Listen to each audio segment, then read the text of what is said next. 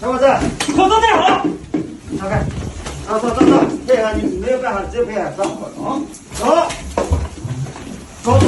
反共是吧？你反共吗？信我啊！走，反共是吧？啊，你反共是吧？小子，好了。哎，你们能不能不要这么暴力啊？就说句话的时间就不行吗？根据疫情防控要求，乘坐轨道交通必须全程规范佩戴口罩。谢谢配合。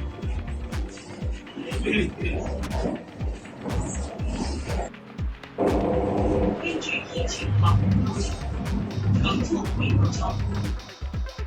Hi. Last night there's a big fire that happened in Xinjiang that because China is still having the zero COVID policy, that building is in lockdown and people locked inside. They can't go out and 10 people were died in the fire. And many people notice about this news and many Chinese people come out and protest. This is the first time in my life I've ever seen stuff like this. I've ever seen stuff like this in my life. The last time Chinese people gathered against the government is in 1989. That's before I was born. This is something I've never seen before. It was so great.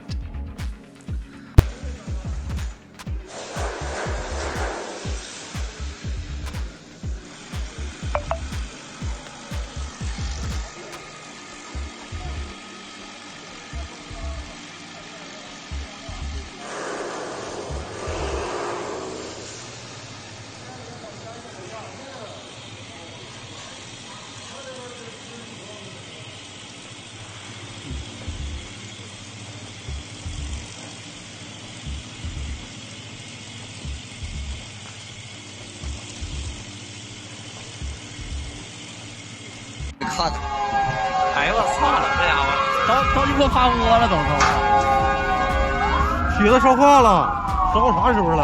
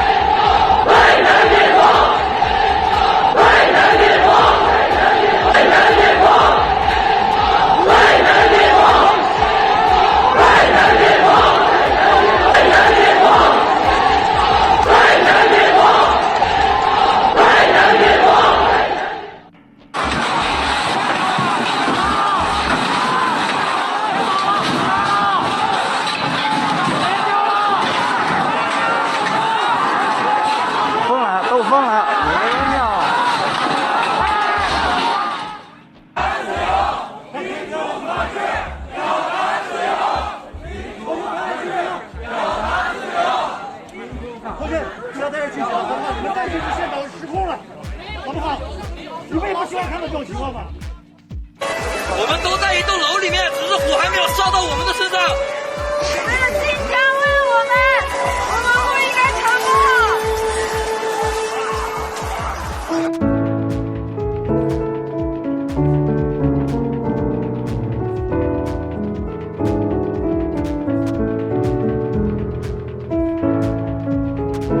都他妈站直，别跪下！这所有都知道发生了什么。加油！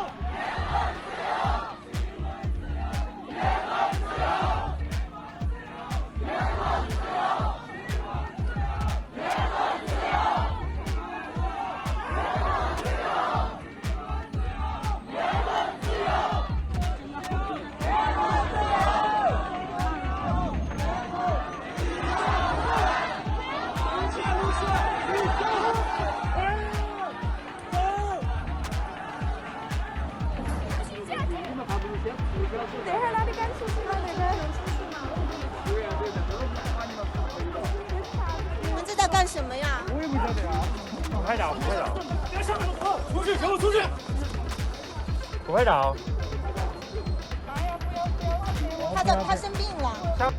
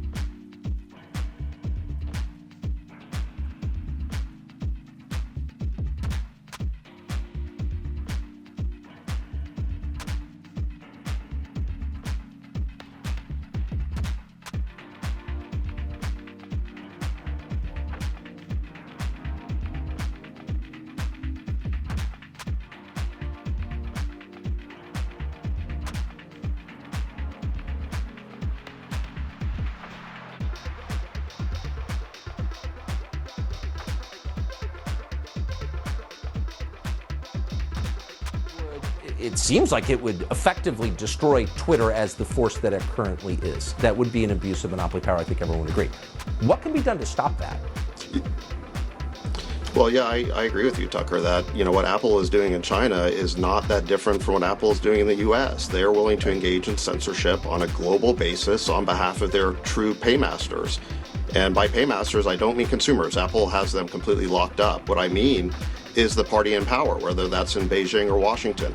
This is the quid pro quo that MAGA Democrats have made. Of course, by MAGA Democrats, I'm referring to Microsoft, Apple, Google, and Amazon. They have the most lucrative monopolies in history and want to continue minting money undisturbed. And in exchange for that, they will donate lavishly to the Democratic Party, and they're willing to kneecap their political opponents with censorship if that's what the party in power requires. The traditional libertarian position on this, which I ascribed to for many years, I'll just say it, was that the First Amendment protects Americans from having their speech hampered by the government, okay? But all speech takes place online at this point. We know that there are direct connections between the tech companies and the government currently in power. They're censoring people the direction of the U.S. government. So really, if you censor Twitter, you're eliminating my right to speak freely as an American, which is a constitutional problem. So why can't someone take action against this? Tucker, I think you're right. I mean, what's basically happened here is that the government has found a kind of loophole in the First Amendment. The First Amendment is stated it only applies to government, to Congress. But if the government can basically get big tech to do its censorship for it, it can claim that this was done by private actors. The problem is that the town square has been privatized. When content got digitized, it got centralized in the hands of a few big tech companies. And the problem here, though, is that these big tech companies aren't just acting on their own. They're acting, at the behest of the government in Washington. And, whether it's the Biden administration or various senators on the Judiciary Committee, they have suggested to these companies that their monopolies might be broken up if they don't take down more content. And so big tech has gotten the message. They want their monopolies to continue undisturbed. They want to keep minting money. And so they are responding by practicing this censorship. I just got to finally ask you a personal question. So you've been in this business, at the top of this business, all your life effectively. I'm sure you've seen everything in the tech world.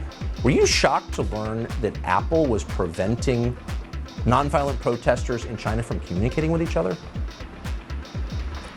It is pretty shocking because the way that it was done, Tucker, was they had an update. It was like 16.1.1 or something like that. And they didn't say, normally what they do is when they do an update, they put in the release notes what they're changing.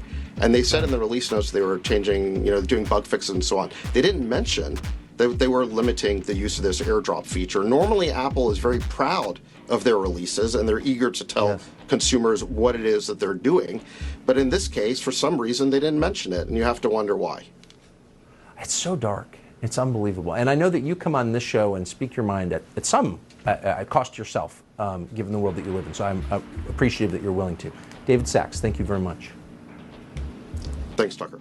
Imagine, for example, that Hungarian leader Viktor Orban put tanks into Budapest to crush his political opponents. Would our media notice? Oh, yeah, they would. It'd be on the front page of the New York Times. Morning Joe would lead with it. And keep in mind that Hungary is a very small country. It's got a GDP smaller than South Dakota's. China, by profound contrast, has the biggest economy in the world. China's our main global rival. It's a highly significant place. And yet somehow, no one in any newsroom in America noticed when Xi Jinping decided to replay Tiananmen Square. They just didn't see it, even though the pictures were on the internet. How's that possible? Could it be that the American news media is covering for the government of China? We can't say. We'll let you make the call on that. We can say, we know for a fact, that Apple is covering for the government of China. Apple is the most valuable company in the world. It's got a current market cap of trillions of dollars. Financial listings describe Apple as an American company. You can see why they do. Apple is headquartered in the United States. It was founded by Americans. To this day, it's run by an American citizen. But those facts don't tell the story. In fact, at this point, Apple is in no sense American. Apple's loyalty is to the government of China. And if you think that's an overstatement, consider this. Earlier this month, Apple did the bidding of the Chinese government to crush domestic protests against the Communist Party there. Apple did this by disabling its permanent AirDrop feature in China, and so far only in China. It's the only country in which it's disabled. So why did Apple disable that feature in China?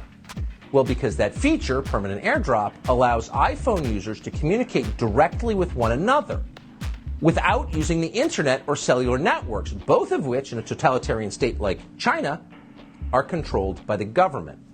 And that means that without permanent AirDrop, it's effectively impossible for freedom-minded citizens to organize with one another. They're powerless. Apple, of course, knows this. And that's why when iPhone users in China began using permanent AirDrop to complain about the Communist Party, Apple just shut it down. In other words, and again, this is not an overstatement, Apple is now an active collaborator with China's murderous police state. When tanks roll into a Chinese city, Apple is rooting for the tanks. Well, for a company based outside San Jose, this seems like a big step. Becoming a partner with a Chinese police state? Yes.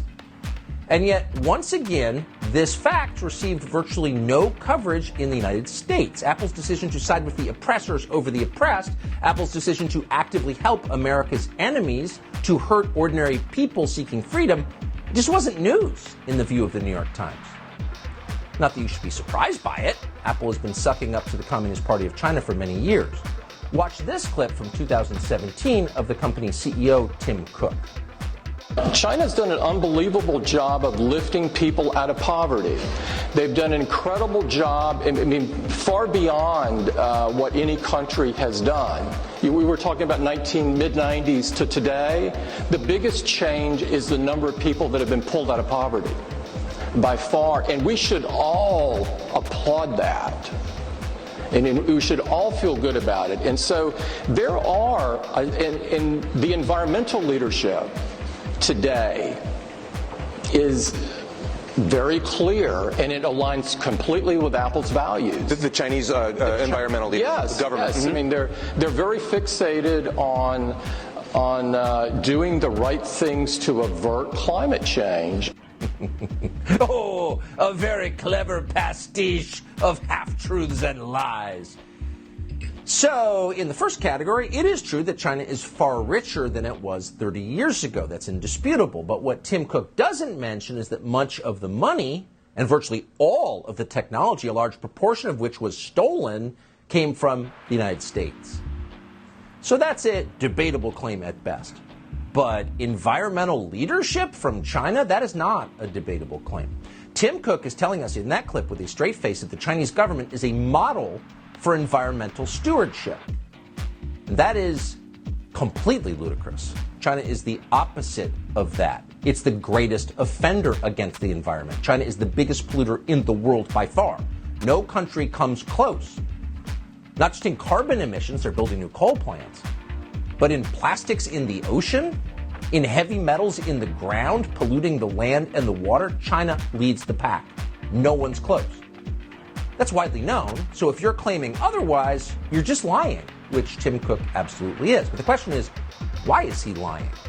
Why does Apple as a company and its CEO in that clip and many others feel the need to cover for the Chinese Communist Party? Why does it feel the need to help the Chinese Communist Party oppress its own citizens? Those are good questions. We reached out today to Apple. We wanted to hear their side of the story. We did not hear back. So instead, we will bring you Tim Cook's most recent explanation. This is from last year. Here it is. You have been criticized for not speaking out on human rights issues, for example, in China and other countries as well. This is something I think a lot of companies that have been doing business in China struggle with. A number of companies, as you know, have abandoned China. How do you think about that? I think that we have a responsibility as a business to do business in as many places as we can. Because I think business is this huge catalyst. I believe in what Tom Watson said, is world peace through world trade. You have to get your head around when you're operating outside the U.S. in any country in the world, that there are different laws. And so that's part of both the complexity and part of the beauty of the world is everybody has their own laws and customs. There's a reason that guy runs the world's most valuable company. There's talent there. Notice the total lack of defensiveness. The question effectively was, you're getting rich from business with bloodthirsty dictators. He's not bothered by it. What we're really doing, Mr. New York Times guy, we're seeking world peace through world trade.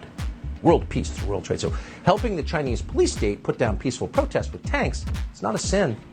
It's a virtue. It's a blow for world peace. That was Tim Cook's explanation. And in any case, Cook explained, you got to follow the laws of the countries that you operate in. It's that simple. You don't want to break the law. All right. Well, let's continue that standard here. In the United States, where Apple is headquartered, free speech is the law. It's the first law. It's the first guarantee in our Bill of Rights.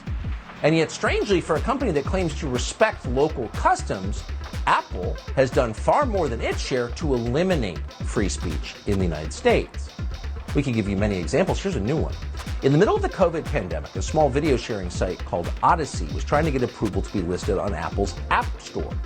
The App Store is one of the most powerful things that Apple has. For many people, the app is the portal to the company who's making the app. So for a startup like Odyssey, getting on the App Store was an essential step. Roughly half of the adults in the United States use iPhones. So if you're not on the App Store, you're shafted. But Apple is hesitant to allow Odyssey on the App Store. Why? Well, because unlike YouTube, owned by Google, Odyssey allowed its users to search for information on the origins of COVID and the Wuhan Institute of Virology. Oh, if you used Odyssey, you might know that the patron of Apple was in fact responsible for the COVID pandemic. So users of Odyssey could search for videos challenging also the effectiveness of the COVID vaccines and stopping transmission of the virus. So to Apple, that kind of free speech, truly free speech, searching for actual answers and not just more propaganda, was totally unacceptable. So Apple presented Odyssey with a list of nearly 24 search terms, most related to COVID, that it had to ban if it wanted to join the App Store. Your users cannot know this if you want to participate in our monopoly. And they have a monopoly, and it's hard to imagine a more serious abuse of monopoly power than what Apple did in that and many other instances. So the biggest company in the world banning a video sharing website reaching half the country because people might search for accurate information that Apple didn't want them to see because it might offend their sponsors in communist China. Well, that's kind of a story. And yet it went completely unreported at the time. We didn't know about it until this week. And we learned because Elon Musk, who now owns Twitter, revealed on Twitter that Apple may remove Twitter from the App Store as well. And that would, of course, end Twitter. You don't go to Twitter except through its app. Could that happen? Well, there are signs that it might. The executive who runs Apple's App Store, a man called Phil Schiller, just deleted his Twitter account. Well, that's weird. Apple has virtually stopped buying ads on Twitter. That's weird, too. So would Apple do this? Well, several tech developers are coming forward to confirm that this is exactly how Apple operates and has for years. So when Apple threw the social media company Parler off the App Store, remember that because they allowed Donald Trump to speak? You thought it was an anomaly, but it wasn't. This is what they do. And few people really understood that. In fact, for years, even the most cynical observers assumed that big tech companies like Apple censor speech, yes they do, but only in extraordinary circumstances. Oh no, they do it all the time. In fact, Apple engages in large-scale secretive censorship. And always and everywhere, Apple helps the Chinese government. So preventing American citizens from saying what they believe or getting to the truth about something while bolstering the power of one of the most repressive governments in the world. This summer, for example, an FTC commissioner called Brendan Carr went to Apple about TikTok. TikTok was and is on the App Store. No threat of TikTok being kicked off. And the FTC commissioner told Apple that TikTok was likely harvesting private user data from hundreds of millions of Americans and sending those data back to China. Now, Apple must have known that what Carr was telling them was likely true, but Apple ignored him anyway and did nothing. So step back and consider the priorities, Apple's priorities that are on stark display here. Twitter must be silenced because it allows Americans to exercise their birthright, which is free speech, a prerequisite for a free society and a democracy. But TikTok must be protected because the Chinese government uses TikTok as a tool of espionage. That is Apple's position. So at this point, the real question is, will Apple be allowed to strangle Twitter? Which it could, because it has monopoly power. So far, virtually no one in American politics seems to have noticed this is happening. No one certainly is moving to stop Apple from doing it. Though in a moment we will speak to the governor of Florida, Ron DeSantis, who said today he believes that Apple would be abusing its monopoly power if it did that. But in the meantime...